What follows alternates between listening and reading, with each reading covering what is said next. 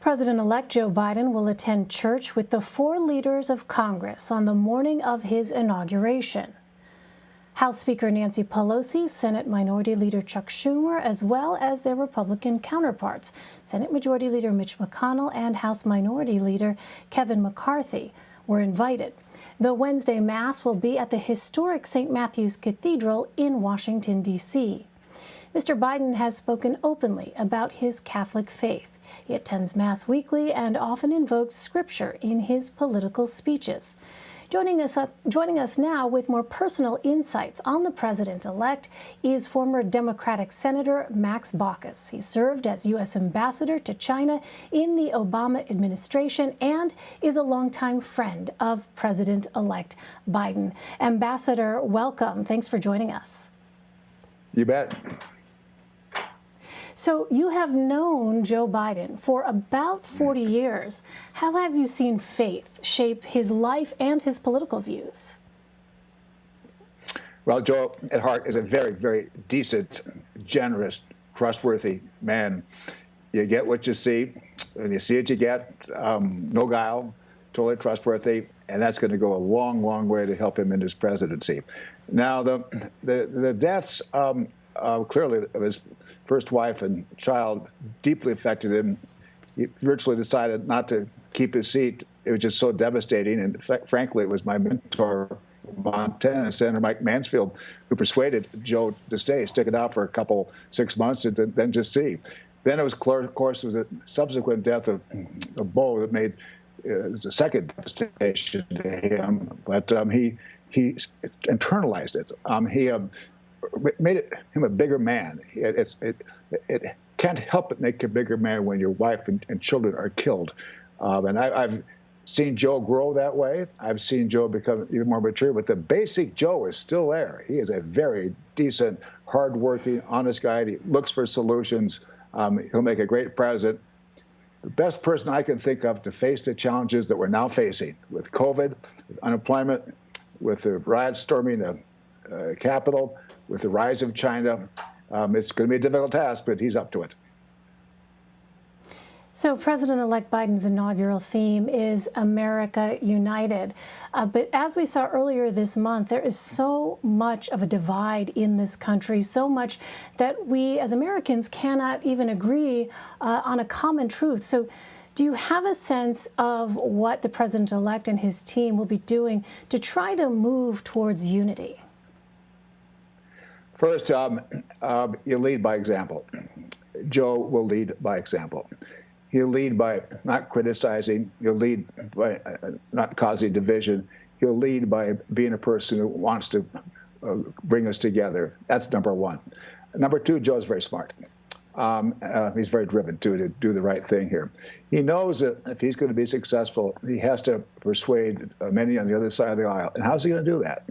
He's going to basically work with Mitch McConnell, others, and show that they can do this together. And frankly, I think Mitch McConnell is in a position to want to work with about to be president, Joe Biden, because Mitch McConnell wants to bring his party, the Republican Party, back together again. And part of that, I think, is partly witnessed with a statement he made the other day. He's somewhat trying to purge the Republican Party of the most extremist elements of it. If that's the case, and the Republican Party can heal its own wounds, then I think it's a better chance that President Biden can then work with the Republican Party to address infrastructure, better education, income inequality, beat COVID, all the things we have to do here at home. Do you think, though, it's much harder to work together given the climate that we have seen? Because, as others have pointed out, Senate Majority Leader Mitch McConnell is one of those Republicans that stood shoulder to shoulder with President Trump with respect to the Republicans' agenda items. And so now what you're talking about, a sense of bipartisanship, has the climate changed, you think, so much so that a return to bipartisanship at this point would be, very, very difficult, to say the least? It's a challenge, clearly. Witness all the violence. However, in a strange way, ironically, storming the Capitol might have been just too much for many of the American public to stomach. even too much for some of the more right-wing people who feel left out, too much for them to stomach as well. So it could be a turning point. There's a famous American who once said, never let a crisis go by. Well, this is a crisis. You take advantage of the crisis. You take advantage by finding the opportunities. And we have no choice, frankly, but to try. And I frankly think that we may have turned the corner a little bit with the riots, which so upset so many people, including most in the Republican Party.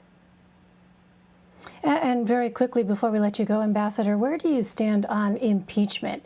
Because the argument has been made that proceeding with impeachment after President Trump has left office would only further fan the flames of division. I've thought long and hard about this. Frankly, I've been on both sides personally. I come out, frankly, though, believing that President Trump should be held accountable. And he is guilty, in my judgment, of impeachable offenses.